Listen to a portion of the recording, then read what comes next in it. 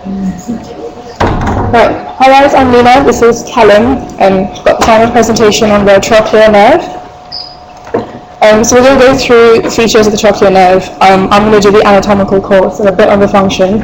Callum's going to continue with the function, and then I'll go back onto the clinical bits.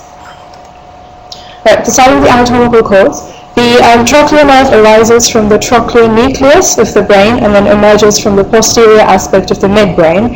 It's the only cranial nerve to exit from the posterior midbrain.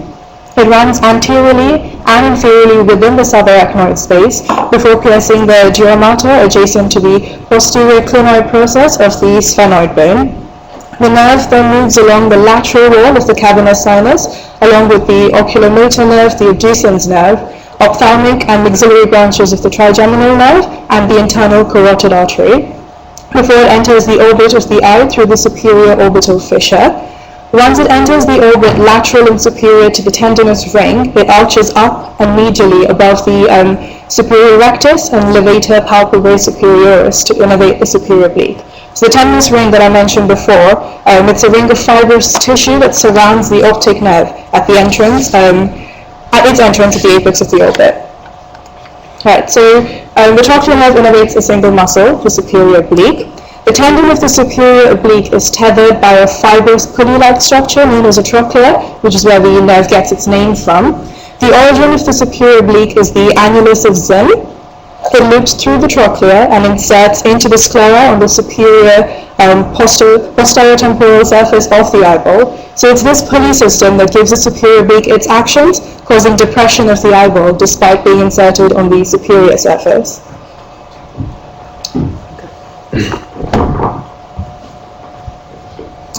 Okay, so before we move on to the kind of functions, I just want to draw a bit more attention to the trochlear. I noticed that it wasn't particularly well shown in these pictures that the trochlear is is more anterior than the insertion of the muscle into the sclera. Okay, so how do we go forward? Okay, so primary action is internal rotation. That was quite obvious on the picture we showed before. Tendon tenses and you get that twisting of the eye around like that. That's the kind of thing you get when you move your head so that your vision stays vertical, so that everything that is vertical stays vertical, things like that. The secondary actions that weren't quite so obvious, and is why I highlighted the trochlear, is that depression. And as we mentioned, that pulley-like system, the muscle pulls forward anterior to the eye, and that causes that depression of the eye to downwards. The abduction, again, isn't really that obvious. It's quite slight. It's just due to the fact that the tendon isn't exactly inserted in the middle of the eye. It's slightly more towards the posterior. So when it does pull and do that intorting motion, you do get a bit of abduction. Okay. These actions don't really happen all just on their own. There's kind of two modes in which it operates. You only get depression. You get a strong depression if the eye is already pulled medially. So the medial rectus muscle pulls the eye medially, and then the superior oblique is responsible for making it look down towards the nose, or something if you're reading it close up. Now, you don't get that when the eye is looking straight forward or laterally. You get if the muscle is tensed, you get a slight out motion with that intorting.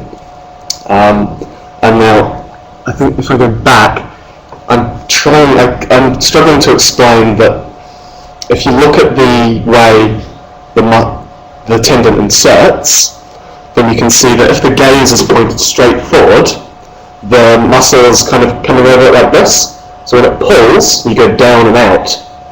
But if the eye is looking medially, the tendon is inserted like that, so you just get a depression. I found no good way to put that on the slide, so that's what I'm kind of getting at.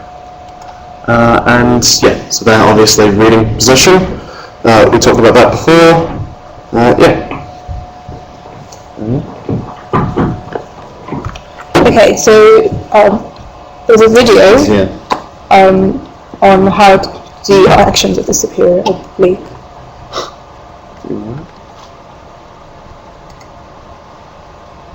The right superior oblique is a pure depressor of the eye, and the eye is adapted to look along the axis of the tendon. Then when it contracts, the eye depresses. It's the muscle used when reading.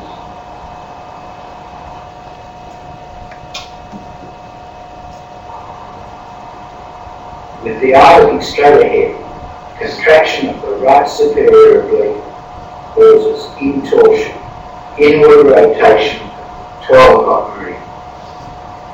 The inferior oblique is the opposite and causes outward rotation.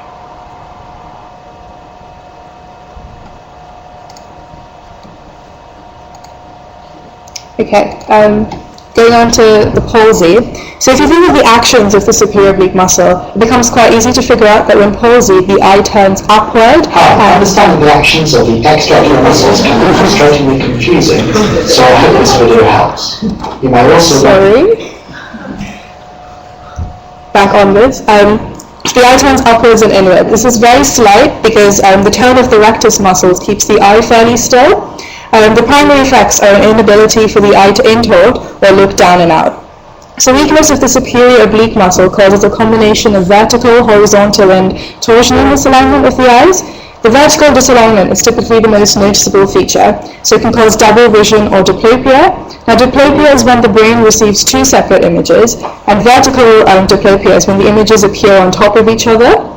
The diplopia is usually worse when the gaze is directed downwards, as the unaffected eye can be depressed further than the affected eye, and away from the side of the affected muscle. So the image on your left shows a normal eye. The image on the right shows the trochlear nerve palsy of the patient's right eye. So it can be seen that the right eye cannot properly intort and depress even when it is adducted. Palsy is most commonly congenital. Other common causes include head trauma, so it can even be relatively minor trauma like a concussion or whiplash injury from a road traffic accident. Rare causes include strokes, tumours, aneurysms, which can cause compressive injury in the subarachnoid space, which generally damages the adjacent structures. The long course of the trochlear nerve makes it quite susceptible to injury. So common presentations include head tilt and or a turn. The abnormal head position allows better alignment of the eyes, so it aids in the relief of the diplopia. Okay. Today. Examination. Okay, so examination. Okay, so we asked you about climbing stairs. That's to do with vertical diplopia. If one eye is struggling to look down properly, then when you look down as you're walking upstairs or to see the stairs so that you don't trip over, you get a more pronounced effect in that double vision. Attempting to draw the eye into the medial and depressed position. Obviously you will be able to pull it medially because you still have the function of the rectus, the medial rectus, is performing its function, but then you won't be able to depress it because you've lost the superior oblique. Diplopia when reading at close range is the same kind of concept. Now the Bilkowski head tilt test is to do with intorsion. If you've lost intorsion of one eye, when you tilt your head, the eye towards the affected side, or the eye that's not able to intort, you'll get a diagonal diplopia. So your brain will be receiving two images, as is what happens with diplopia, and one will turn diagonal. And when you tilt towards the affected side, or the unaffected side, sorry, you get the symptoms become better because when you've lost the superior oblique muscle, you do get a little bit of external rotation because you've lost that normal tone, keeping it internally rotated. It's worth kind of noting that when people present, with the palsy. They can be either tilted towards the unaffected side to kind of try and make their vision not blurry, or they can present with their head extremely tilted to the affected side, because even though the vision is that will give them worse double vision, it will give them two clear separate images as opposed to two overlying images, so it'll just clear things up a bit. And yeah, that's me done for that. There's one more slide, is there? Okay, no, there's no more slides. No? No, we have to stop.